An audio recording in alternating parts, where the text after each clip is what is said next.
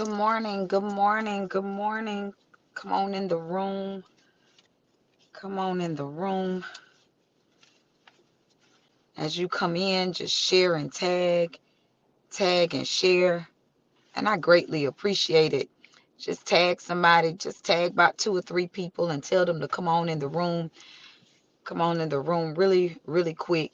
Good morning, Sister Anita. How are you on this awesome and wonderful, wonderful Tuesday of the Lord? Good morning. Good morning. Good morning. Good morning. As we're sharing and tagging, I'm gonna just go ahead and present who I am. That way, by the time more people get on over in the room, we'll be ready to share the word. On this morning, I just want to let you know that I am Dr. Deidre Samuel McLeod. I am the pastor of the best church in the whole world, which is called Divine Destiny Ministries, right here in the great city of Hartsville. I'm also the online facilitator for the women's ministry called the Daughters of Zion Bible Study Group on Facebook. If you're not a part of it, go on over, answer the 3 questions, and join on in with our group, because I promise you it will be a blessing to you. On this morning, something that just kind of hit me early this morning, I was hit with not another day. Not another day.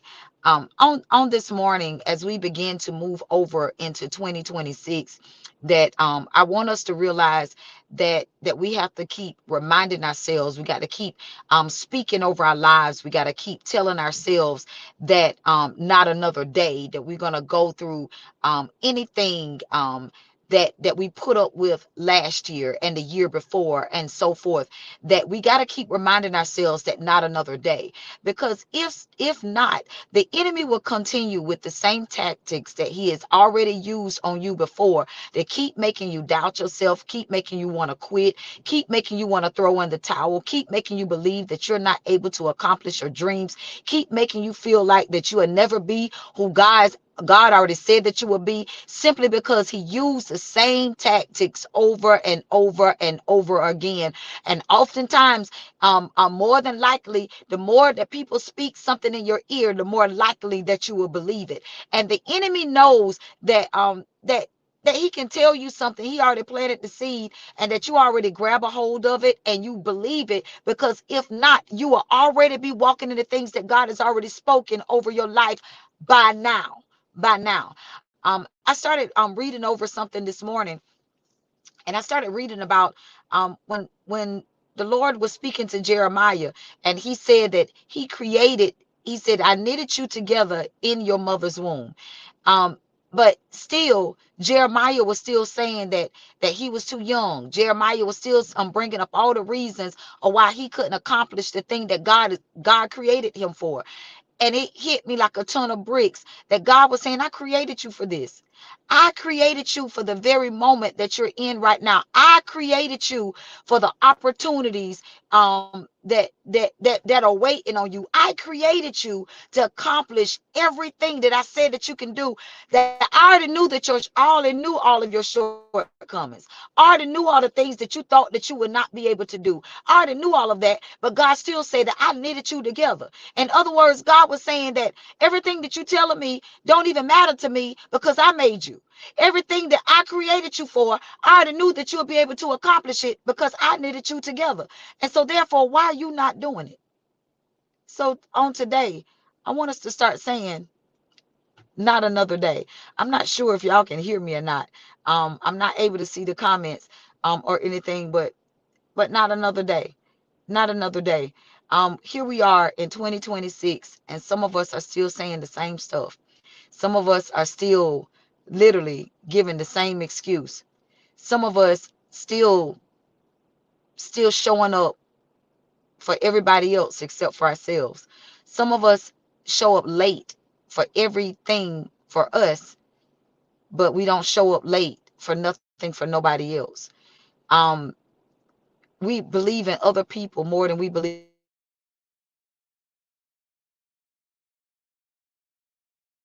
We have a purpose, and our purpose is that we got to walk out the thing that God has spoken over our lives. I created a Life of the Prophet hub for 99 cents a month to subscribe to me, to let me help you to understand who you are, who you created to be, and why you're not accomplishing your dreams. And some people still won't even subscribe because 99 cents a month is still too much for them to believe in their own selves, because we give ourselves excuse after excuse after excuse of why I'm not showing up for me.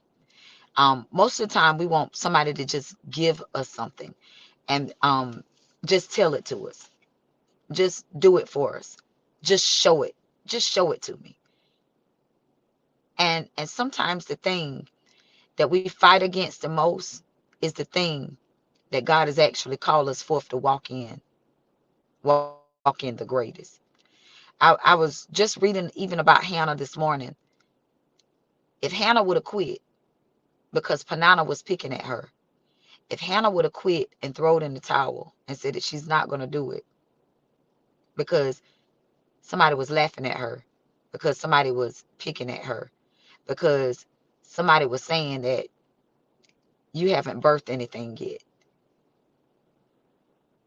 that she would have never been able to have Samuel, nor the other children that she had behind Samuel. And all the things that Samuel did in his life, it would have never been able to come to pass because she quit. I think about all the Pananas in my life that have laughed at me, that said that I'll never accomplish my dreams, that laughed at me and said that I wasn't good enough, that laughed at me and said I wasn't smart enough, um, that laughed at me because they made it seem like that maybe I wasn't accomplished enough, didn't have enough of degrees behind my name or even in front of my name. But the truth of the matter is that God has already called me.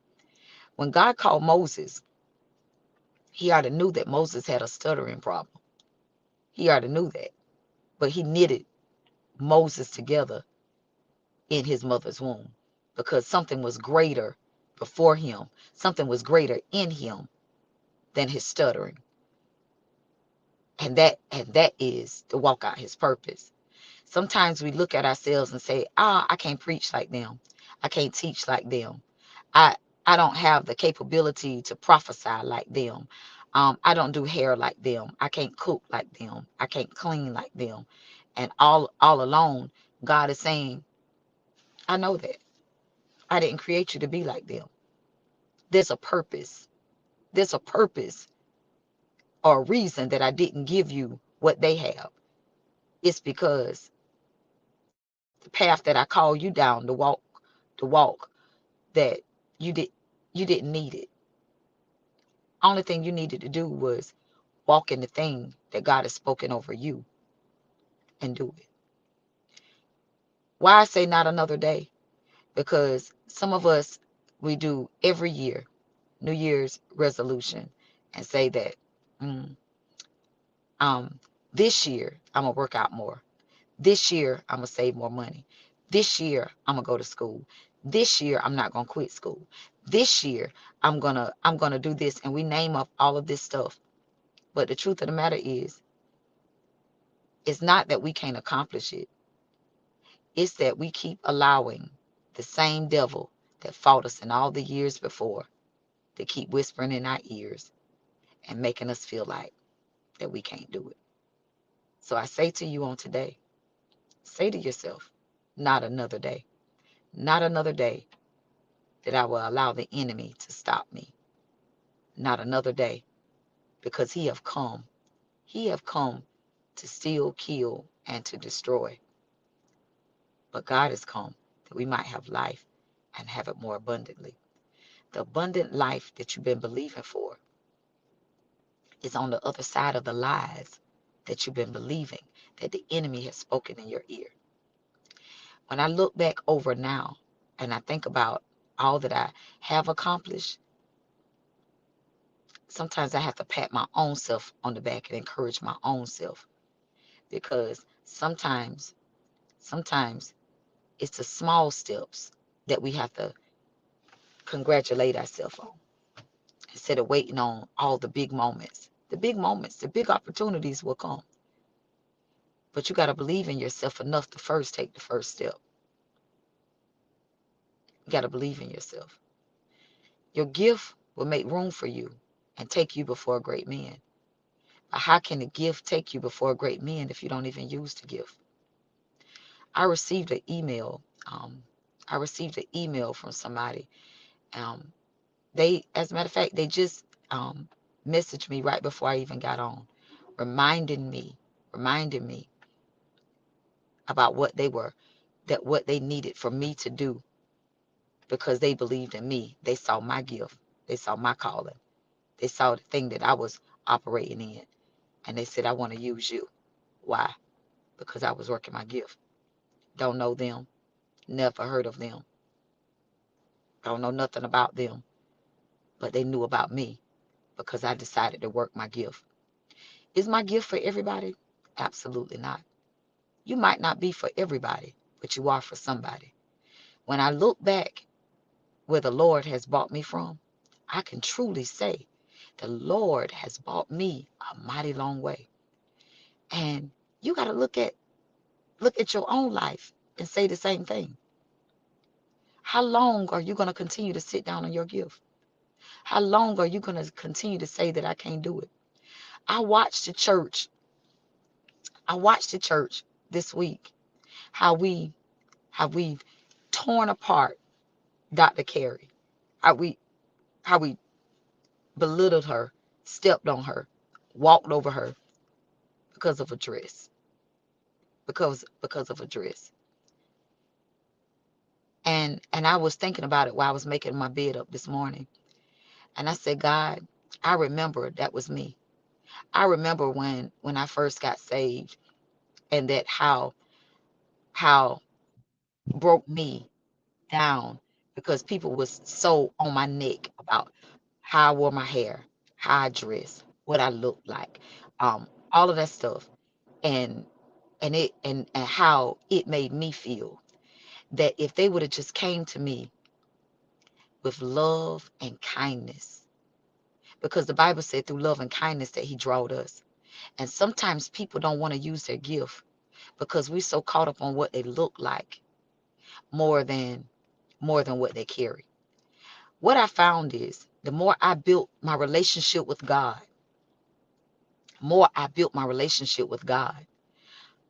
the stuff that he didn't approve of, God did it.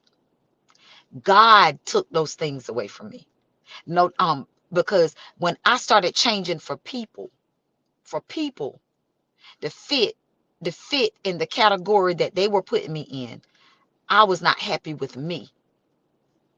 I was not happy with me.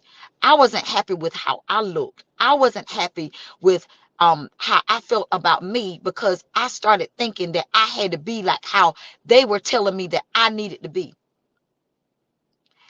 And the truth of the matter is, the more I walk with God, the more I talk with God, the more I read the word, the more I developed my relationship with God, God started dealing with me.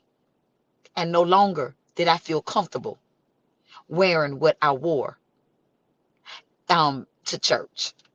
No longer did I feel comfortable looking a certain way, because I let God do it. And sometimes we as the church, we be that banana to people, and we belittle people, and we hurt them, and we tear them apart, instead of allowing the church to come together and say, nah, let me love you.